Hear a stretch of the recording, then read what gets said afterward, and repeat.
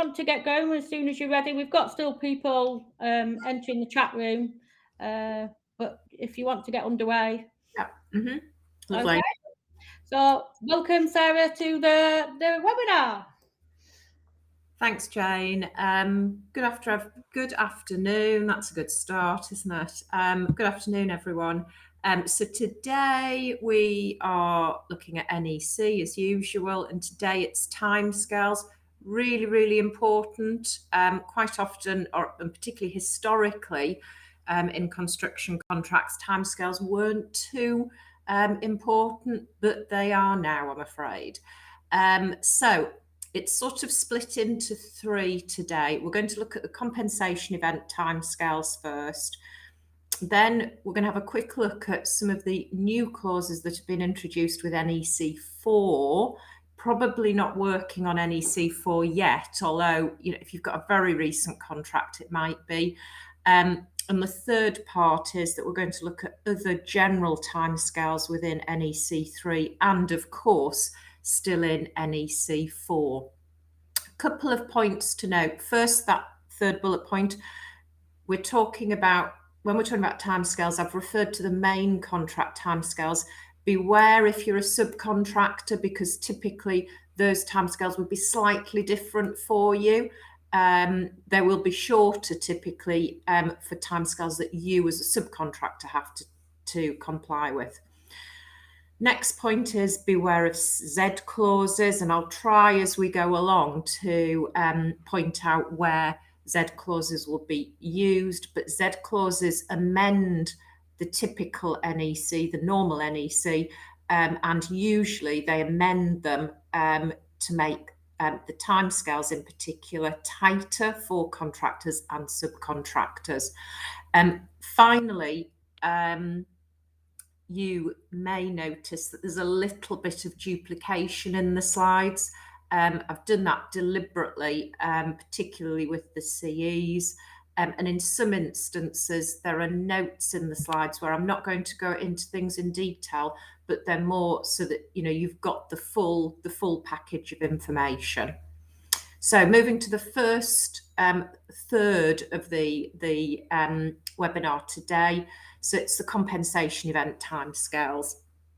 And the rhetorical question there, is this the most problematic area of NEC? I think you probably know what my view is on that, but you can obviously have your own view. So what we're going to be looking at is notifying compensation events, whether you're the contractor or subcontractor or project manager, the timescales, submitting a quote, accepting quotes. So this is sort of a chronology, accepting the quote by the project manager or not. And then if the project manager doesn't accept it, what happens when the timescales for the project manager assessing the quote. And then finally, incorporating the changed price and changed completion date and key dates into the contract.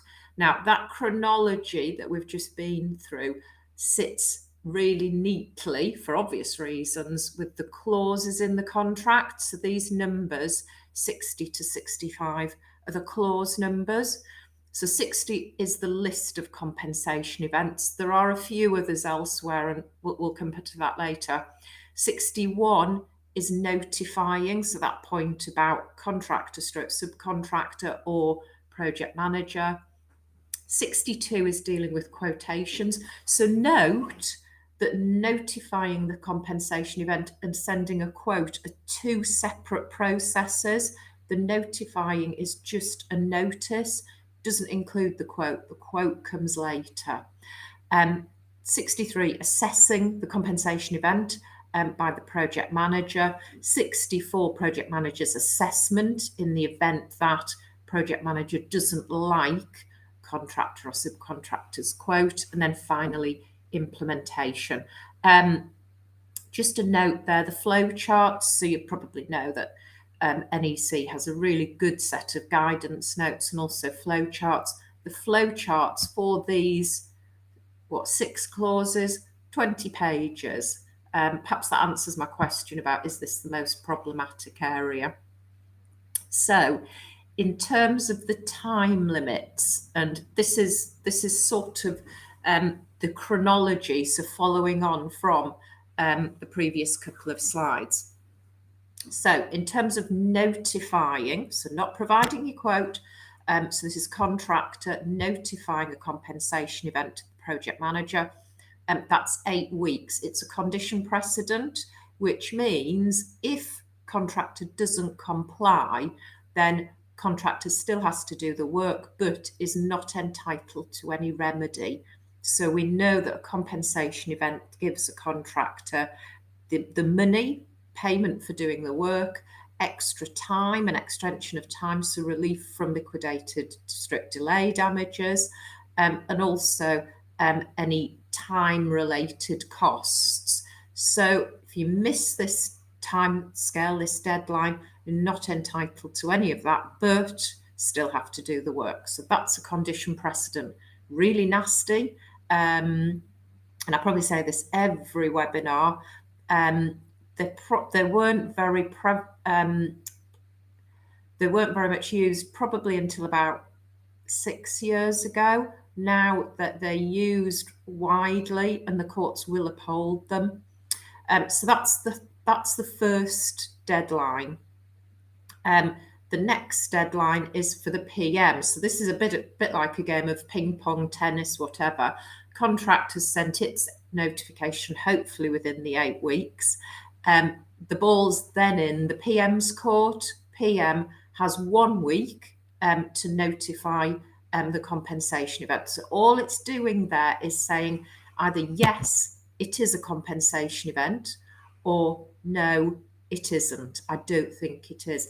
And at the same time, if the PM does agree it's a compensation event, PM has to ask contractor to submit a quote. Now, if the PM doesn't do any of that, if I were the contractor or subcontractor, I'd be chasing the PM because it's in everyone's interest to keep this process moving. So if PM asks contractor to submit a quote, contractor then, so next line down, has 3 weeks to prepare and submit the quote. With our tennis analogy, the ball then, once the quote's been issued, the ball's back in the PM's court. And then you see the next line down, PM has 2 weeks from receipt of that quote to respond. And in this instance, the PM is either going to accept the quote, it can ask the contractor to revisit things, or it can say it's rejecting it and it's going to make its own assessment, which then leads us to that final line in this chain where PM makes the assessment within 3 weeks. So the note at the bottom relates to the default provisions that follow through. This relates to a default where the PM, so those 3 lines where it starts PM is required to do something, where the PM fails to do that and potentially holds up this whole process. In that situation, the contractor is entitled to submit a 2-week notice to the PM. So basically that's a notice giving the PM another 2 weeks on top of the time that PM has already had.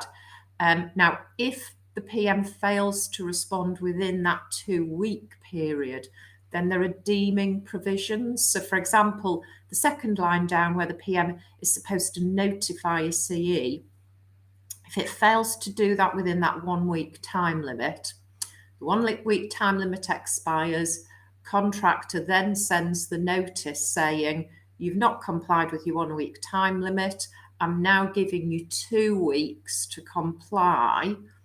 Those 2 weeks expire, PM still hasn't responded one way or another, then at that point deeming provisions apply, and the PM is deemed to have accepted that it is a CE and that the contractor can instruct a quotation. Now that is really, really helpful, particularly for the fourth line down, where the PM is supposed to respond to the contractor's quotation, because if PM doesn't respond to the 2-week default notice, so effectively 4 weeks in which to respond, then PM is deemed to have accepted the quotation.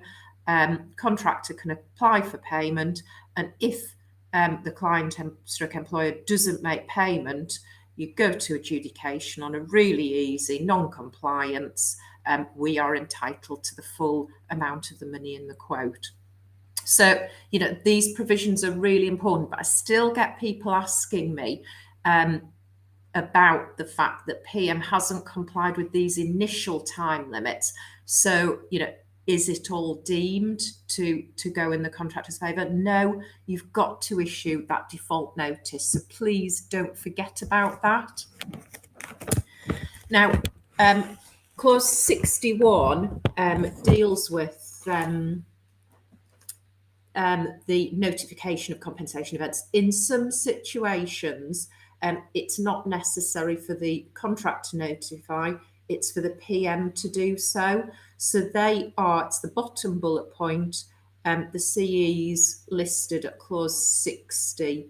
So there's a whole raft. The main one is number 1, which is a change to the works information.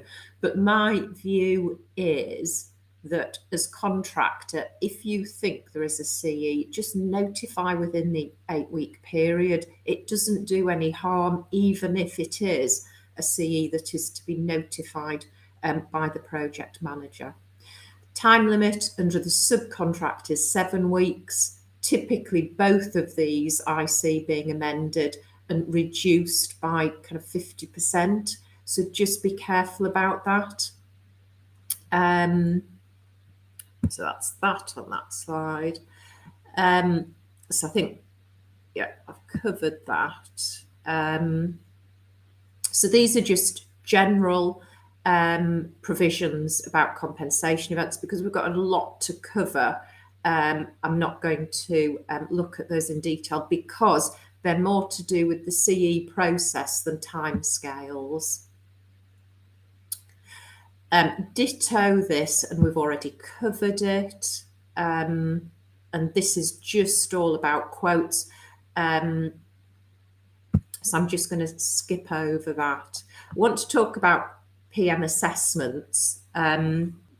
We've already covered the timescales, but just to say that the default provision applies to this. So if the PM rejects the quotation that the contractor has submitted, says it's going to make its own assessment, then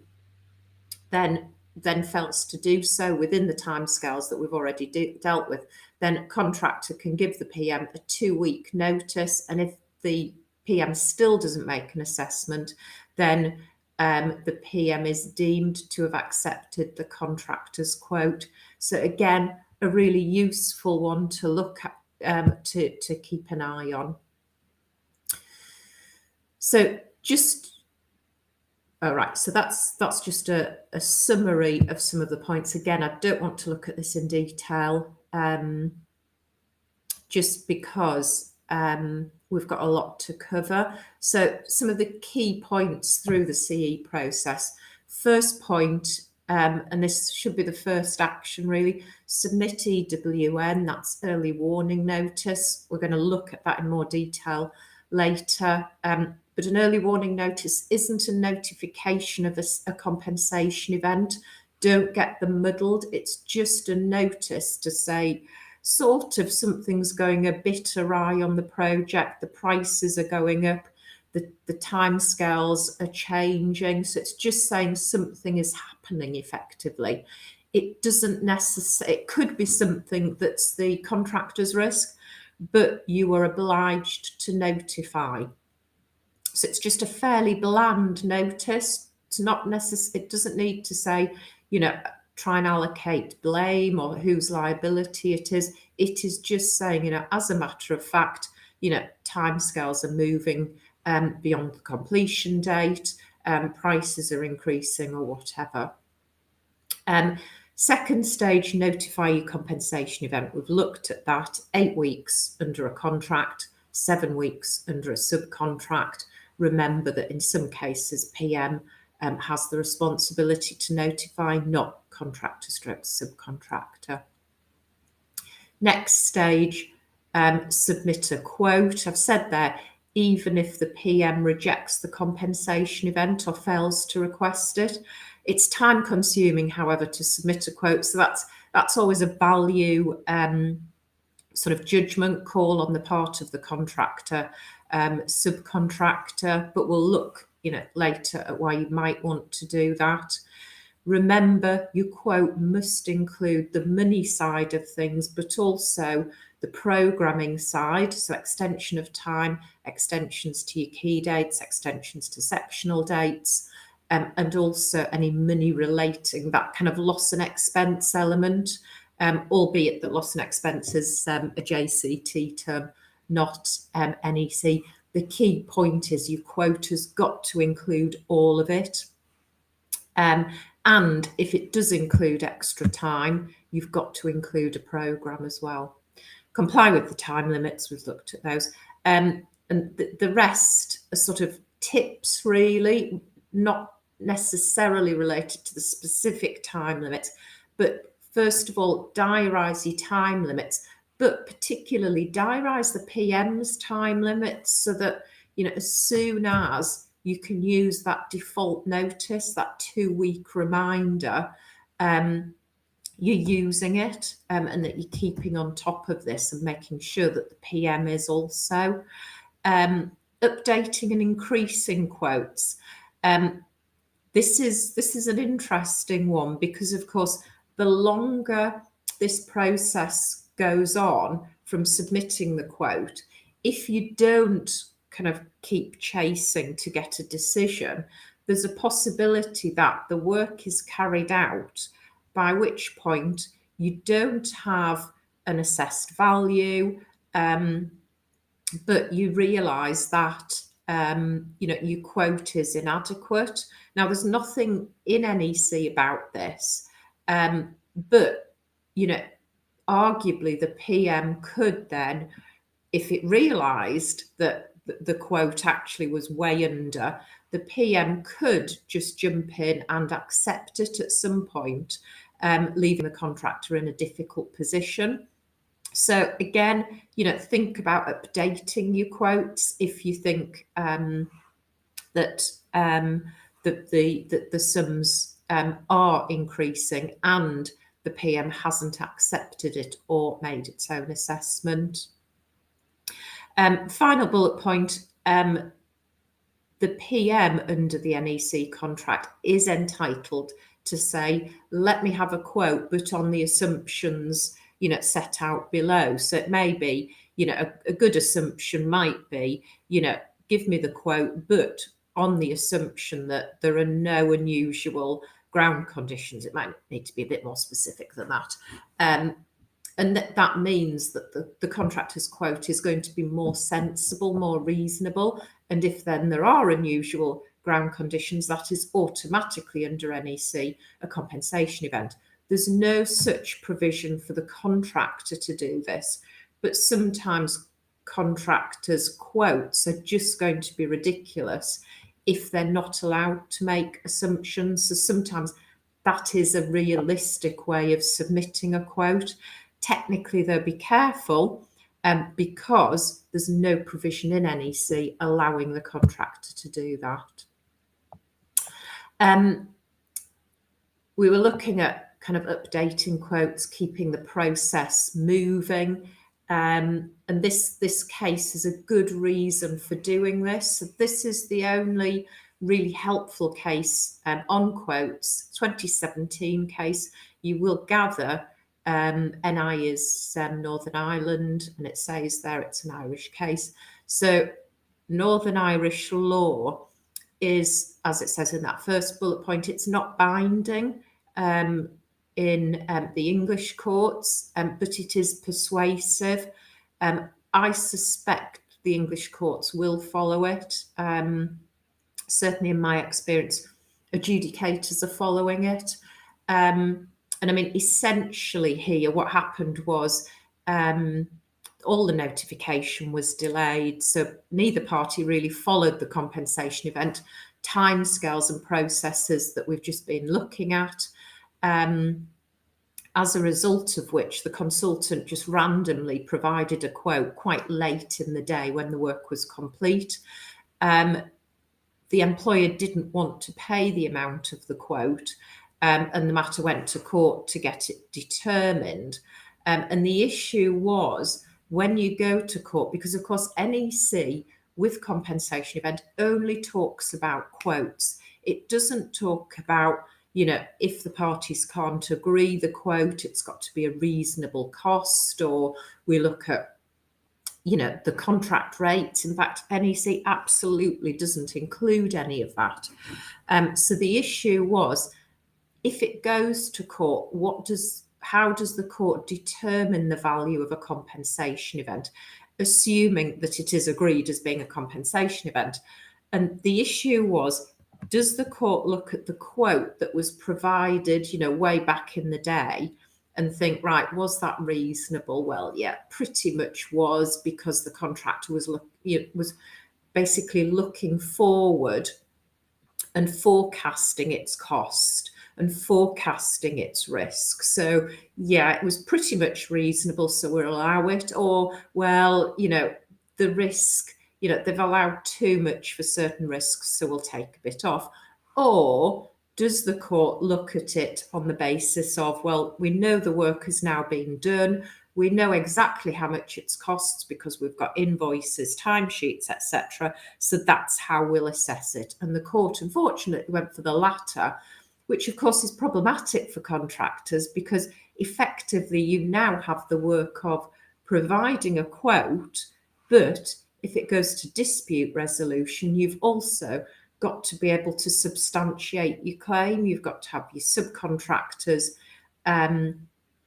able to set out what the compensation event work costs them. Ditto for the main contract work. So you're going to have timesheets for people on site, specifically stating, how long they spent working on, compensation event 27, how long they spent on compensation event 28, etc., etc. And ditto, prove the costs of your materials, etc. So not a great case for contractors and subcontractors, but that's where we are at the moment. So, unfortunately, you've got to do both, provide the quotes, but also keep all the backup documentation that you would for JCT. And it's slightly worse even than JCT, because at least in JCT, how variations and loss and expense are calculated is by reference to either the contract rates or, reasonable rates for the work, whereas we've got none of that with NEC. So just be careful with that. This is just a list of other NEC timescales. We're going to deal, so we're next third, look at briefly at some key NEC 4 timescales, and then the other bullet points all relate to both NEC 4 and NEC 3. The key takeaways generally, the key one for contractors is your compensation event time limit because of that condition precedent. So notifying a compensation event. For employees, sorry, that should be employers, effectively the client, and also the the contractor in a subcontract. Beware of the certification time limits. Now, that's not just relating to NEC 3 or 4. It's based on the Housing Grants Act and avoiding that smash and grab adjudication scenario where you don't certify within the timescales. And for both parties, beware of this new NEC 4 final assessment clause that we have that we'll come to. Now, this slide's just dealing with this condition precedent that we've already looked at, namely, you know, that if a clause is a condition precedent, it will say something like, you know, contractor, so it's this final bullet point, contractor has to notify a compensation event within a certain period, and then the key words at the end, failing which the contractor will not be entitled to any payment or any time in relation to a CE. That's the condition precedent, or the CP part, that's set out in that bullet point right at the bottom of the page. So that's a condition precedent. So NEC 4, not NEC 3. So this is the final account. So this is the bit that we've just looked at that both parties need to look at. We have similar provisions in JCT, but it's kind of a mixed bag as to, you know, whether parties are aware of them. Sometimes I come across people who know about them and use them. Sometimes parties don't. So the second bullet point, it benefits whichever party uses them potentially. So what happens is, this is all about the final account. So, you know, we now have a final account for NEC. And incidentally, it kind of shows, it's an example of how JCT and NEC are moving closer together, and how in this instance NEC is adopting the practices used in JCT. So final account, at the end of your defects period, so typically that's your 12 months from completion, could be 24, depends what the contract says. So at the end, and this is the penultimate paragraph, a defect certificate will be issued by the project manager. So within 4 weeks of that defect certificate, the project manager has to submit a final assessment of the contractor's account. So that's final assessment is basically, you know, we would typically call it a final account. It's 13-week timescale where you're dealing with termination of an NEC 4 contract, but that's a sort of slightly unusual circumstance.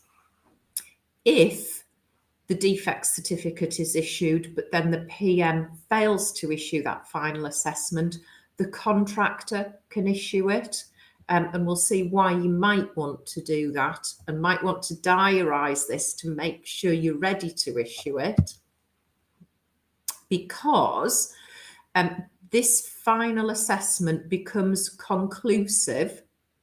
So hopefully you can see why this might be useful, because it's conclusive, including with regard to adjudications. It is final and binding. So it's very much like the JCT final account, unless one of the parties, so for example, if the contractor has issued it, the ball's in the court of project manager stroke client to either comply with one of these 3 indented bullet points within those timescales. So first timescale, within 4 weeks of the final assessment, refer the matter to senior representatives. Now, don't worry about that. That's just a new form of dispute resolution under NEC. The senior representatives are pretty much directors of the contractor company and the project, sorry, not the project manager company, the client company. So it's a sort of alternative form of dispute resolution. Or the matter, so this is the second indented bullet point, the matter is referred to adjudication within 3 weeks of the senior representative's agreement, or final indented bullet point, it's referred to the tribunal, so that's court or arbitration, within 4 weeks of the adjudicator's award.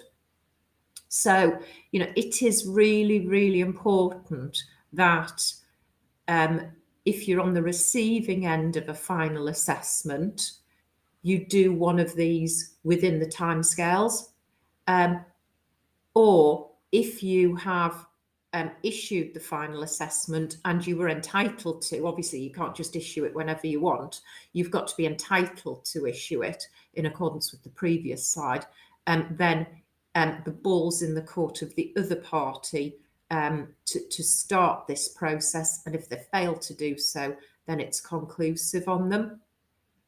So whatever is in that final assessment is payable to the contractor, which I'm sure you can see is good or bad news. It's good if the contractor's has issued it, because it will include everything it thinks it's entitled to, but it's going to be bad, presumably, if project manager's issued it, because it will be everything client / project manager thinks the contractor's entitled to.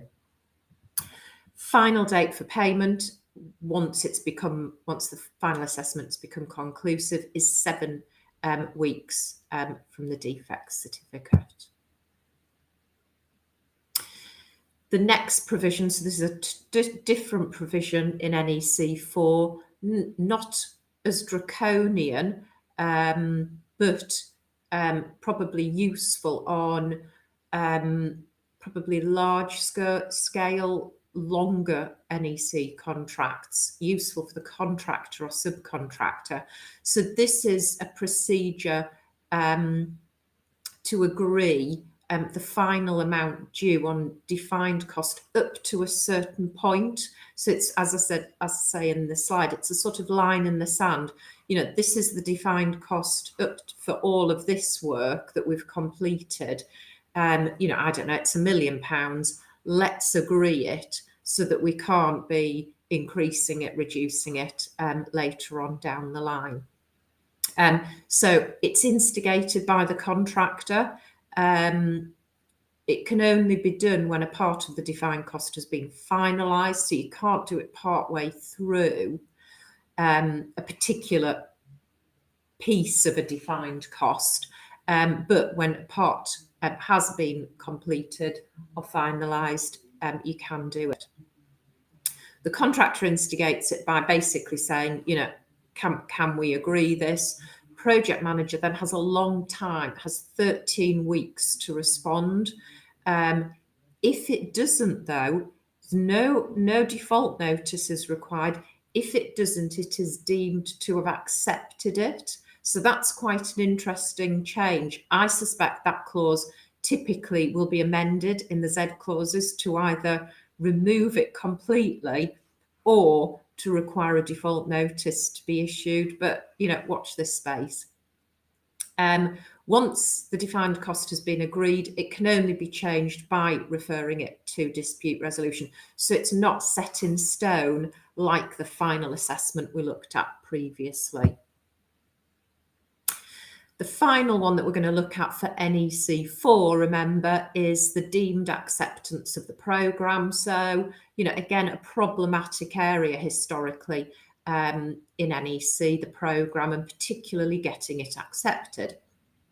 So my advice to contractors and subcontractors is to try and get your programme included in the contract, and then you don't have the problem of trying to get your first programme accepted once you've started on site. This new provision potentially benefits contractor or subcontractor, that's SC, in a subcontract. So what happens is that we have the deemed acceptance provisions, so it's not automatic. So contractor is required to submit programme to the PM for acceptance.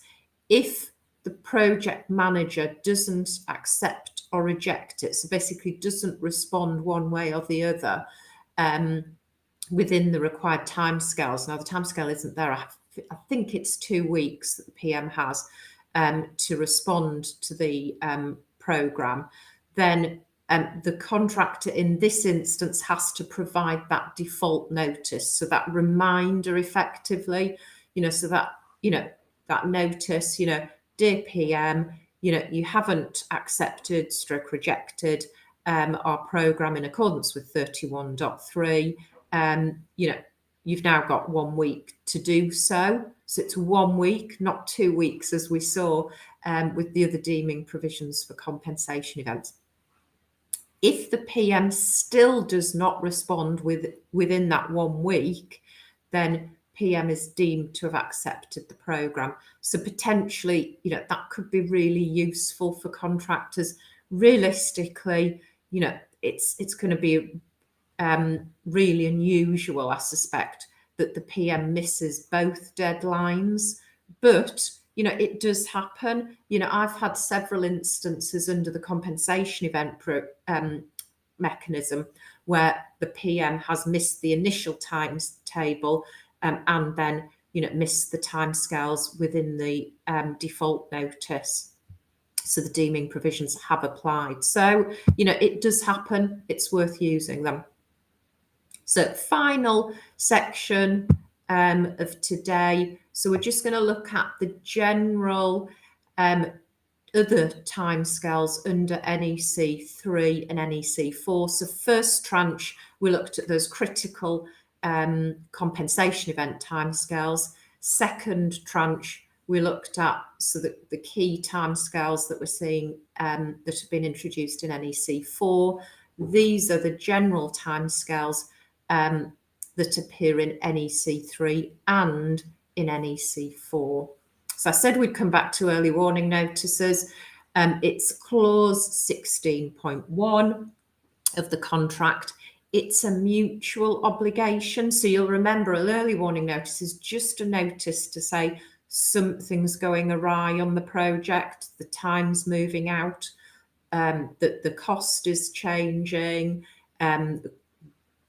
whatever, something major is happening. It's for both parties to notify. So it's a mutual obligation. Unfortunately, the implications for the contractor not notifying are probably greater than for the project manager not notifying. So if you see that third indented bullet point, if the contractor fails to notify, and it is a compensation event, and we know it's not necessarily going to be a compensation event, but if it isn't a compensation event, if it is a compensation event, then the compensation event will be assessed as if the notice had been given. So if, for example, client can say, well, if you'd given me the early warning notice as soon as you knew about it, we could have done X, Y, Z, and that would have massively reduced the cost of the compensation event. So all we need to pay you is what we should have paid you had we been able to reduce the cost. That's all you're going to get paid. So that's how it impacts on contractors. There's nothing to say how it impacts on the client if the project manager doesn't comply. Now, what it is technically, I think, is that if the project manager doesn't give an early warning notice, then you go back to contract basics. If project manager should have been aware of something, and particularly if contractor wasn't aware, so you can see, that project manager should have notified because contractor couldn't have because he didn't know about it, then project manager, simple, not done something he's required to do in the contract. That's a breach of contract. How do we deal with that under NEC? Well, it's a compensation event. It's the last compensation event in the list at clause 60. So my suggestion, if you get that scenario, obviously you as contractor have got to be clean on this. You've got to be able to say, well, we didn't know it was an early warning because we didn't know about it, or we didn't know it was going to cause problems or whatever. I would issue a notification of a compensation event based upon the fact that the employer's in breach because the project manager didn't notify the early warning notice. Whether there's any money or time attaches to that, it depends on the individual circumstances. Generally, I think it is unlikely, but I think it's a good thing to do because it keeps the project manager on their toes, make sure that in future, moving forward on the project, they are going to comply with these provisions. Programmes, we've already seen the new entry that we have at NEC 4 with regard to programmes. There's not a huge amount currently in terms of programming and time limits. What the contract says in the contract data part 1, so the part that the client has completed, is the timescale within which contractor has to submit the initial programme for the project manager to approve. And second indented bullet point, I said earlier when we were looking at NEC 4, I thought it was 2 weeks. So it's nice to see that I was right. It is 2 weeks. I'm terrible with time limits. Obviously, it's going to be different with subcontractor time limit. And so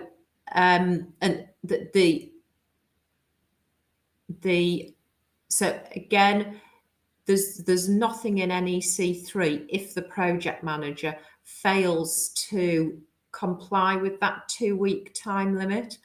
But if they do, again, going back to what we were saying about early warning notices, let's look at, basic contract principles. If they haven't responded, I mean, if they reject it within the 2 weeks, then that's a different point.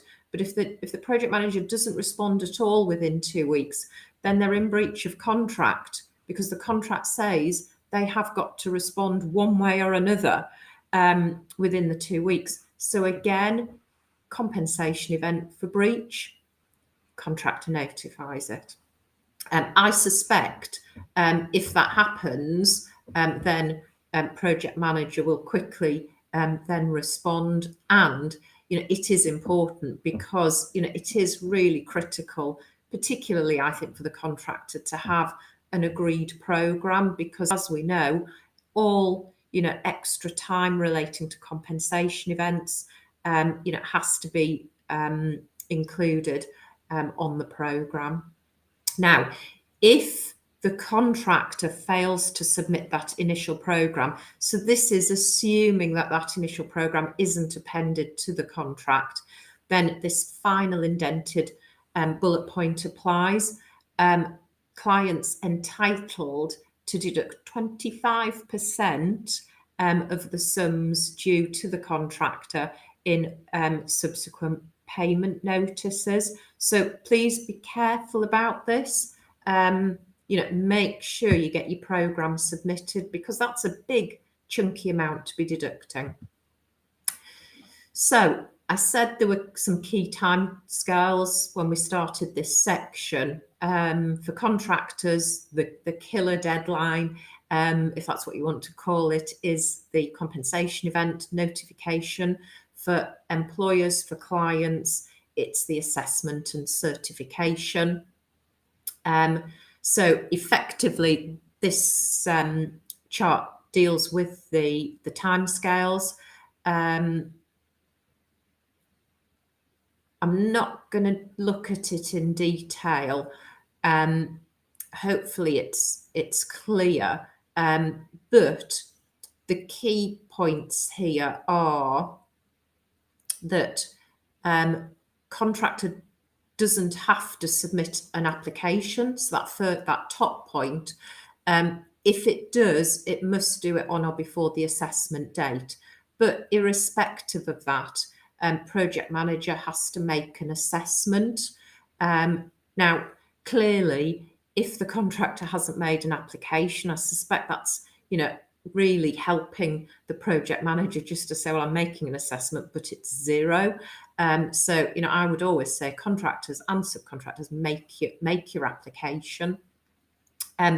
If the contractor has made an application and the project manager fails to issue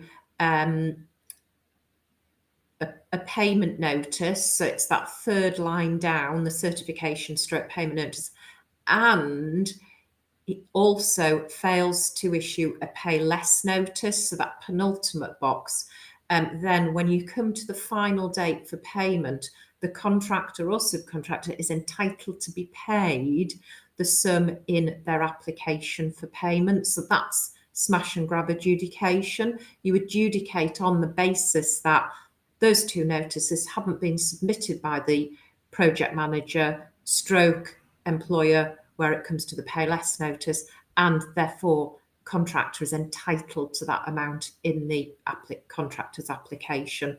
So that's why I'm not going to go through the timescales because we're running short of time, but that's what project managers need to look out for. And also contractors and subcontractors, you need to diarise these dates to make sure that not only do you comply with your timescales, but that where the project manager employer have failed to comply with both of theirs, and you know that you can see they get 2 bites at the cherry. If they fail to comply with both, then you can start asking for payment and or threatening smash and grab adjudication.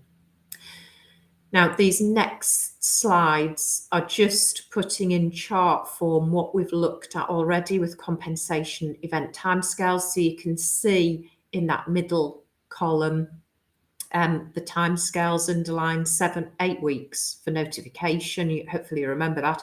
7 weeks for the subcontract. So it sets out the subcontract. So this is sort of in chronological order, hopefully quite useful because it gives the timescales in the second from last column and notes where it's a default position, so where it's contractors, subcontractors issuing that default notice. And it also gives the clause numbers, which will relate to both the contract and the subcontract. I said when I was in the first tranche today that the compensation events are listed at the first section of clause 60 of the contract, but I said there were others to be aware of, and they're set out there in the bullet points. So they're the X clauses. So if you know about NEC, these are optional clauses.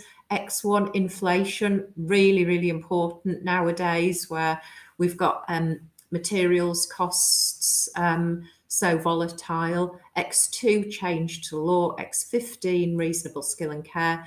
And Y2.4, where you suspend your work under the Housing Grants Act.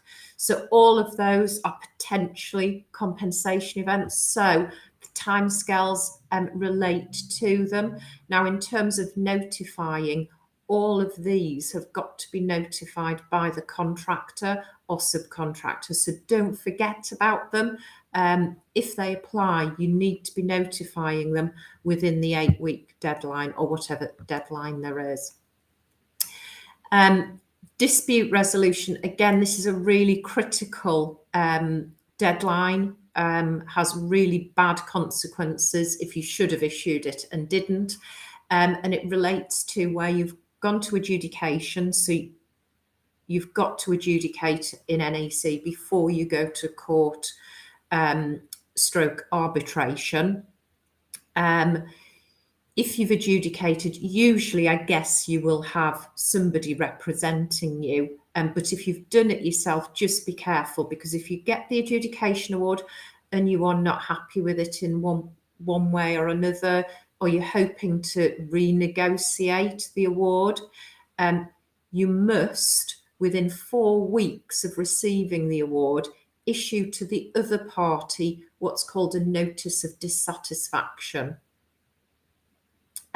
which is basically your notice saying that you are going to challenge the adjudication by taking it to court or arbitration, whichever one is stated as being the tribunal, that's with a capital T, within the NEC contract. If you don't submit that notice, then you are deemed to have accepted that the adjudicator's decision is final, binding, you cannot dispute it. So you might find that both parties are a little bit unhappy in different ways with the adjudicator's award, so both submit it. Even if you're thinking, oh, I probably won't take it to court or arbitration, I would always say submit the notice. It's not saying you definitely have to, it's just preserving your right to. And it also means that you can approach the other party and say, look, this adjudicator was really rubbish, didn't understand the issues. If we go to court, the court will do something different. So let's just agree and renegotiate a different resolution to what the adjudicator found. If you've missed that 4-week deadline, the other side are just going to say, well, no, it's all final and binding. We're not even going to talk to you about it. So just bear that in mind. Termination, just be careful. There are various timescales. I'm not going to go into this in detail because I think it's all there. But for example, if contractor fails to provide a bond or a parent company guarantee that it's required to provide, then that can entitle project manager to notify the contractor and then terminate the contract if contractor still doesn't provide it. So contractor would have 4 weeks from that notification. Typically, it's not going to happen because usually those kind of things happen, because it's usually at the start of the project. But, don't get yourself into that situation because, obviously it's not good news if your contract's terminated because you haven't been able to comply with that timescale. In terms of terminating from the contractor's perspective, really, really limited. And that's typical of most construction contracts because you sign up to complete the work. You don't sign up on the basis that you're going to have loads of grounds to be able to terminate and not complete. The only real ground to terminate is if the employer, the client, hasn't paid sums that are due within 11 weeks of the final date for payment. It's got to be due, so it can't just be, oh, well, I've applied for £2 million last payment day, last assessment day. You only certified £500,000 and you've paid that £500,000, but I want it in full. That sum due in that case is the sum that has been certified by the PM. So it's only the £500,000. You cannot then use this process. My advice to either party, to be honest, is if you're going to start talking about terminating a contract, just get a lawyer involved, because if you terminate a contract, there's no going back. And if you get it wrong, you will end up paying for it. And that applies to both parties. So in summary, familiarise yourself with your obligations and the timescales. Diarise your timescales. Be really wary of those conditions precedent and those key timescales that we've looked at. And finally, check your Z clauses, which probably will amend a lot of the timescales that we've looked at. So that's everything. I do think that for me, I have done quite well getting through that 1 minute early, but I'm just looking to see if there are any questions. I think there were. Yes, happy to share the slides. That's a nice, easy question. I'm going to read out these. Oh, they're jumping about here.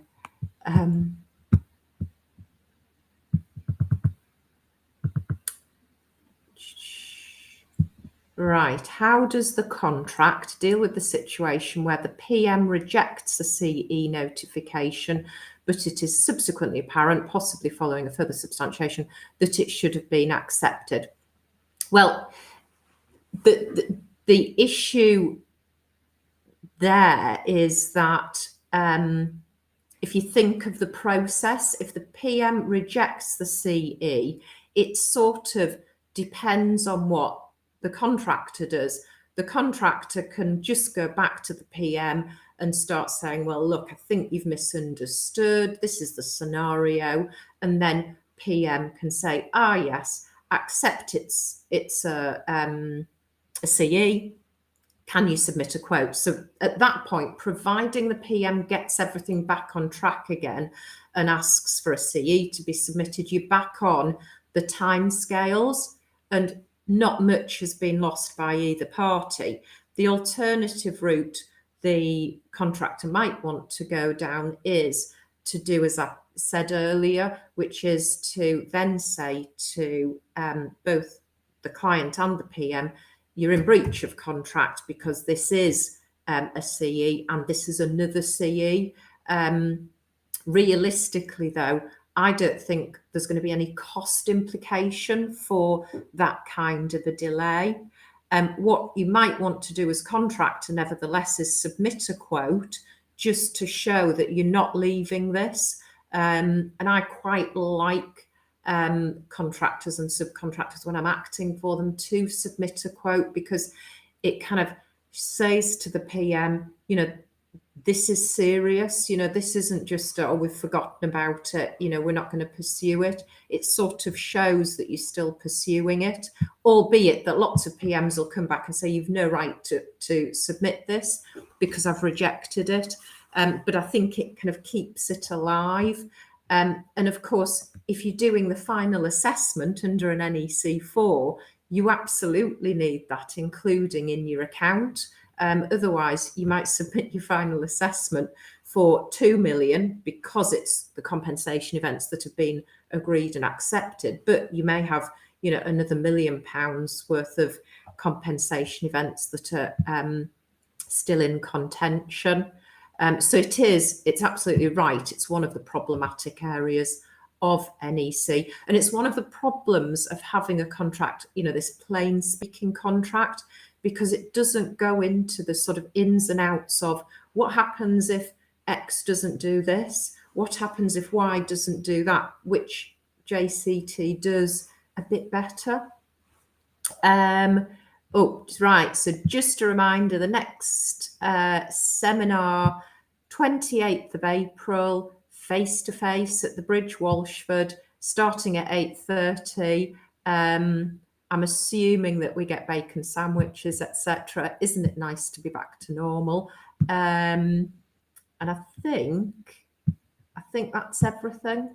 As I always say, if there's anyone still listening, if you have any queries that you think of later on, drop me an email. I think my email address is on the slides, or you can look it up, or on our website, or my mobile phone stroke landline will be on the website as well. So do contact me if you have any queries. The billing clock doesn't start to run for these kinds of queries. So that's everything from me. I don't know whether I'm handing you back to